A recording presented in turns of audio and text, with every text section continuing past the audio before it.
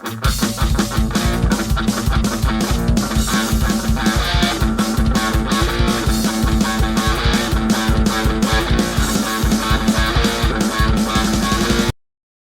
aí pessoal, tudo bem com vocês? Estamos aqui para mais um vídeo do Super Acadêmico e hoje vamos continuar com nossa playlist aqui do livro do Jürgen Habermas, O Discurso Filosófico da Modernidade.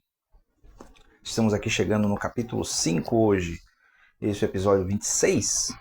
Chegamos no capítulo 5, o entrelaçamento de mito e esclarecimento, Horkheimer e Adorno, certo? Esse é o nosso tema de hoje. Vamos ver até onde a gente chega aqui nesse capítulo 5. Tem bastante coisa.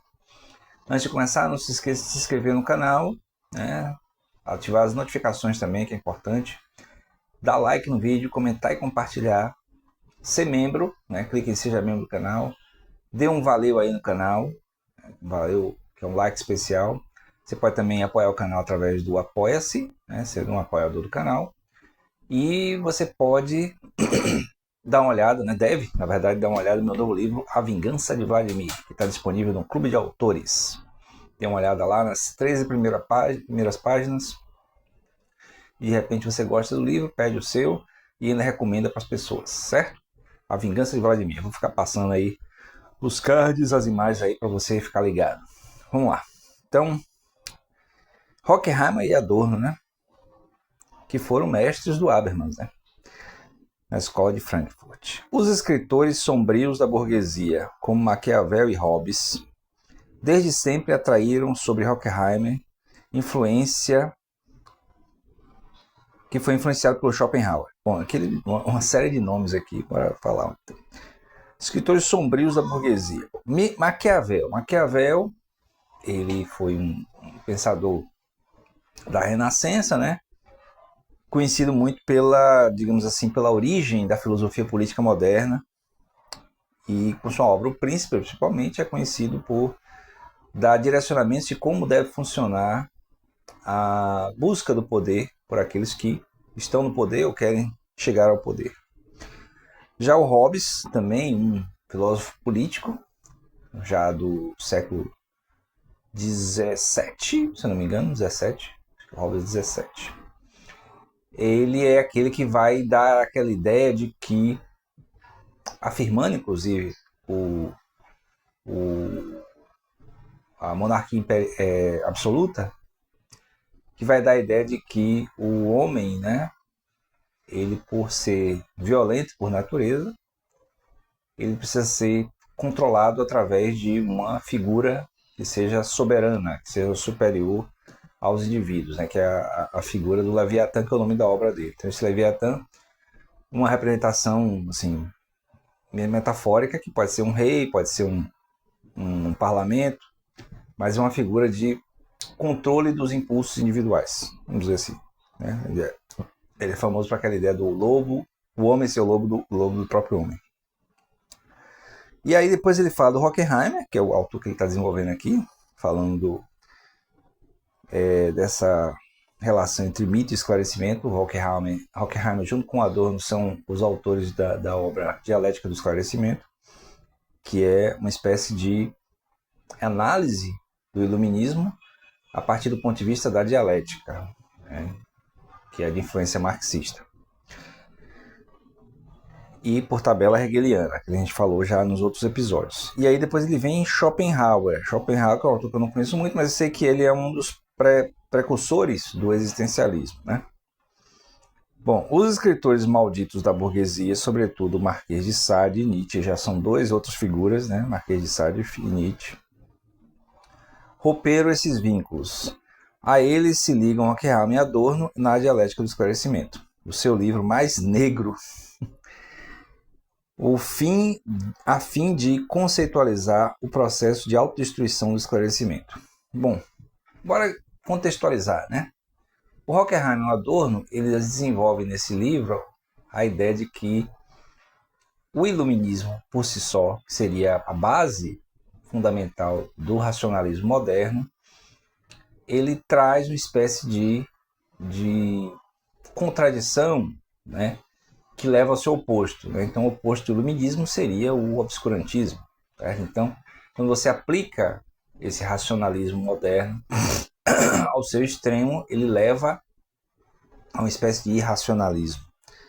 Daí essa inspiração no Nietzsche, eu entendo, né? Do Adorno, Horkheimer. Marquês de Sade nem tanto. Marquês de Sade escrevia literatura e é, digamos assim, o originador da ideia de sadismo, né? De fazer os outros sofrerem por prazer. Mas Nietzsche eu entendo.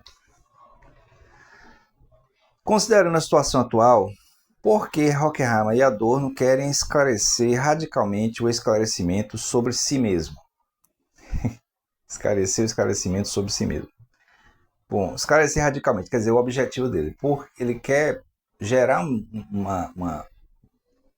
uma teoria, né? Uma argumentação que explique esse processo do esclarecimento e como ele se desenvolve. Porque, não, assim, a racionalidade moderna se apresenta como um fim em si mesmo. E aí o que o Horkheimer e Adorno argumenta é que acaba levando a uma espécie de nova mitologia, quer dizer, uma nova forma de arcaísmo, né, de obscurantismo, de narrativa que vai contra a ideia de racionalidade. Desperta dúvidas sobre essa repetida reflexivação do esclarecimento. É escrito isso mesmo, gente. Reflexivação. Modernidade. Então, foi o que eu falei, né? Então, como a modernidade traz essa coisa circular da autorreflexão, então ela meio que inevitavelmente traz um questionamento sobre si próprio, levando como possibilidade ao irracionalismo. Tem muito a ver com a nossa época atual, né? Então, se você olhar a maneira como as pessoas hoje, muitas pessoas hoje, põem em questão coisas que deveriam ser já estabelecidas como regra, justamente porque são já confirmadas pela racionalidade, pela ciência, seria uma espécie de efeito, né, dessa autorreflexividade da modernidade. Bom, essa foi a introdução, né, do capítulo. Aí vem o tópico 1. Horkheimer e Adorno dizem: o mito já é esclarecimento, e o esclarecimento acaba por reverter a mitologia. Certo? Então, o mito já é esclarecimento. Quer dizer o que é isso? Toda narrativa mítica já esclarece alguma coisa, já define, já mostra alguma coisa. O esclarecimento acaba por reverter a mitologia, quer dizer, a tentativa de criar uma narrativa puramente racional sobre uma realidade, a realidade humana, a realidade da natureza, acaba se revertendo numa própria mitologia. Nas aventuras de Ulisses, astuto em duplo sentido, espelha-se a proto-história de uma subjetividade que se desprende da coerção dos poderes míticos. Então, ele está se referindo aqui à Odisseia. Então, na Odisseia, Ulisses representa o ser humano que supera as dificuldades impostas pelos deuses através do uso da razão, já que o Ulisses, né, o Odisseu, Ulisses ou Odisseu, ele não é nenhum semideus, ele não é nenhum, né, ele não tem nenhum poder, diferente do Aquiles, né, na mesma história, na mesma narrativa. O Aquiles, ele é filho de uma deusa, né, uma deusa da água, do mar, como um ser humano. Então, de certo modo, ele tem um certo traço divino. Mas Ulisses não. E Ulisses, ele supera todas as coisas através da sua astúcia. Certo? Então, seria uma afirmação, segundo o Habermas está dizendo aqui, da subjetividade humana. Na Odisseia, né, o fato de que o conceito de pátria se opõe ao mito que a mentira fascista quer transformar na pátria constitui o paradoxo mais profundo da epopeia.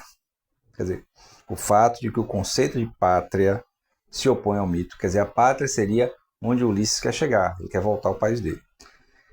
Que a mentira fascista quer transformar na pátria, quer dizer, o fato de a pátria representar o mito, constitui o paradoxo mais profundo da epopeia, no caso da narrativa, né? Por que isso? Tradicionalmente, o fascismo, especialmente na versão alemã, né, com o nazismo, busca nas narrativas míticas, no caso não gregas, né, mas nórdicas, uma espécie de recurso para afirmar o seu nacionalismo, né? E aí ele está dizendo aqui, pelo menos eu entendo desse jeito, como sendo uma grande contradição, já que, pelo que ele está dizendo, o mito ele já é esclarecedor. Então o mito não deveria levar ao obscurantismo. Então o que leva ao obscurantismo seria justamente o uso racional, né, premeditado, planejado, do mito como uma forma de, de dar um sentido a uma coisa que já deveria ser clara, não deveria ser evidente, já deveria ser evidente. Para a consciência coletiva é a necessidade vital, a força regeneradora de um regresso ritual às origens que, como mostrou Durkheim, garante a coesão social. Mas, igualmente necessário, é o caráter meramente aparente desse regresso às origens, das quais o membro da coletividade tribal tem ao mesmo tempo de escapar ou formar seu eu. Então, é uma individualidade versus a coletividade, né? Eu fiz essa anotação aqui. Então, o tempo todo você está na sociedade moderna, né? na modernidade, afirmando a individualidade contra uma certa coletividade. Os poderes... Cadê? A força do seu eu, tá? Os poderes originários, simultaneamente sacralizados e ludibriados, ocupam assim a proto-história da subjetividade. Então, os poderes originários, quer dizer, nas origens das narrativas míticas. A proto-história da subjetividade, a primeira etapa do esclarecimento. Então, lá nos mitos, né, nos mitos originários das culturas humanas, haveria já esse esclarecimento que afirmam a subjetividade. Tanto que, pela psicanálise, dá para ver, dá para analisar, o Joseph Campbell também fala disso, que as narrativas míticas advêm do inconsciente, por isso a singularidade entre as narrativas. Deixa eu ver novamente, Adorno e Horkheimer, né? A submissão das potências míticas deve provocar fatalmente em cada nova etapa o retorno do mito. O esclarecimento deve reverter a mitologia. Então, dá para entender assim, que é uma coisa que está lá no Adorno e Horkheimer.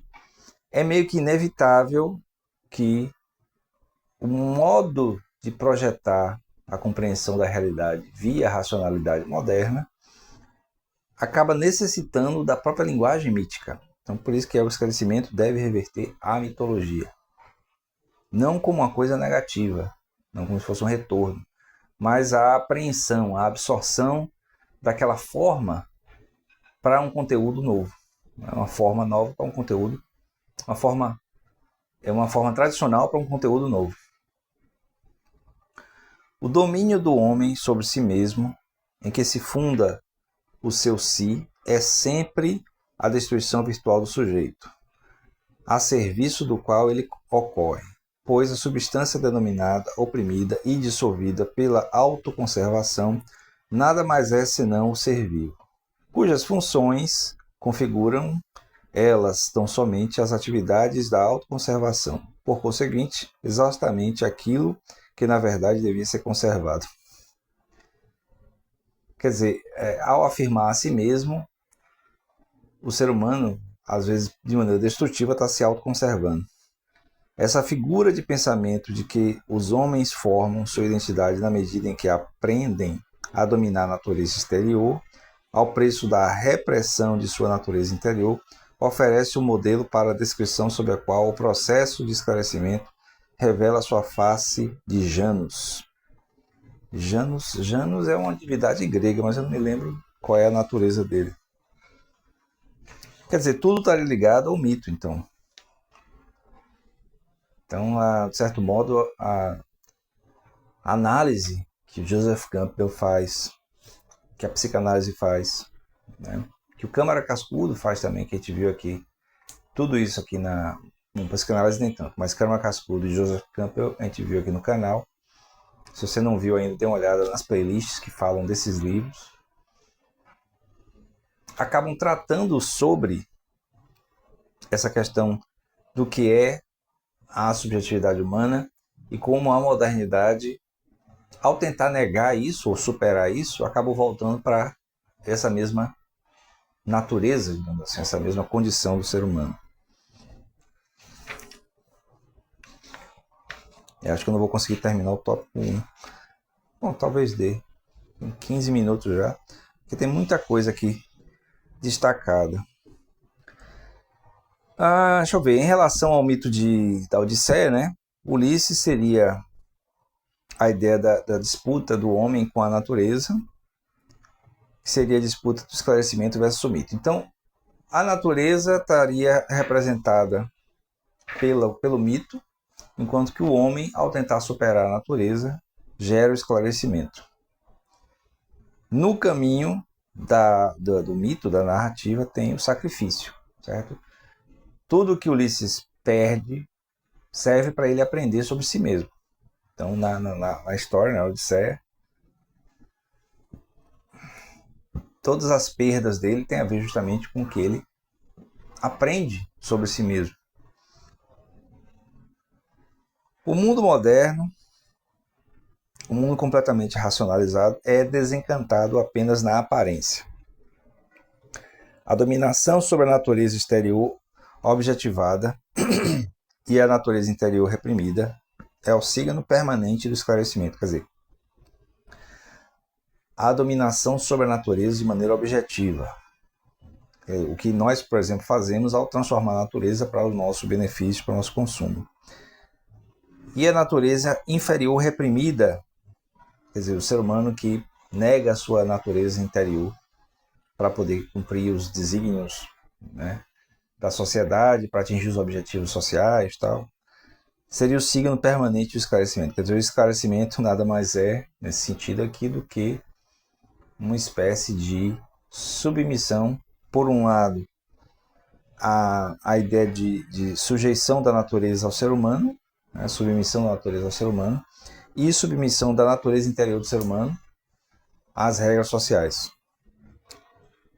Então, aqui ele marca Horkheimer e Adorno novamente, cita Max Weber para falar do desencantamento. Então, o Weber, antes do Horkheimer e Adorno, já tinha falado do desencantamento do mundo moderno através da razão. Por que desencantamento, né? Porque quando você conhece alguma coisa de maneira racional, tende a não ver o belo, né? Tende a não ver o extraordinário naquilo ali. A própria razão destrói a humanidade que a tornou possível. Certo. Tá, isso aqui eu não vou reproduzir não. Tá. Racionalidade com respeito a fins, novamente Weber, até seus mais recentes produtos, a saber, a ciência moderna, nas ideias universalistas do direito e da moral e na arte autônoma. Então, é como se essa razão moderna tentasse influir em tudo, no direito, na moral e na arte. Adendo sobre a indústria cultural. Então, bom, Horkheimer e Adorno são os criadores desse conceito de indústria cultural, então nada mais normal do que essa ida para esse caminho para tentar entender essa transformação da arte, né, em algo como produto racionalmente produzido para atingir certos fins. Adorno e Horkheimer estão convencidos de que a ciência moderna voltou a si mesma no positivismo lógico e renunciou à pretensão empática do conhecimento teórico em favor da utilidade técnica. Então é bom, como se tudo na nossa vida atual fosse resumido ou reduzido à utilidade técnica. Certo? Eu acho que vou ficando por aqui. Acho que se eu for mais essas páginas aqui, o vídeo vai ficar muito longo. É isso aí. Então, a gente continua no próximo episódio. Esse foi o fim desse episódio aqui do livro do Habermas. Espero que vocês estejam gostando da playlist, né? Aprendendo bastante aí sobre essa obra do Habermas, sobre o discurso filosófico da modernidade. Não esqueça de se inscrever no canal, dar like no vídeo, comentar e compartilhar, ativar as notificações também depois de se inscrever. Por favor, seja membro do canal, aproveite os conteúdos exclusivos que estão aí disponíveis. Dê o like especial, que é o valeu. Seja um apoiador do canal através do Apoia-se, né, para apoiar o canal, para a gente poder melhorar a qualidade dos vídeos e dos conteúdos. E dê uma olhada no meu novo livro, meu novo livro, A Vingança de Vladimir, livro de ficção, Em Busca da Verdade, é o livro anterior, que está lá disponível também no Clube de Autores. Mas o mais recente, A Vingança de Vladimir, que está aí no Clube de Autores, e você pode pedir o seu, dar uma olhada nas 13 primeiras páginas, ou recomendar para alguma pessoa que você, né, acha que vai gostar de uma história de espionagem, conspirações e influências, né, subterrâneas na política brasileira nos últimos, sei lá, 10 anos. É isso aí. Até o próximo vídeo. Valeu!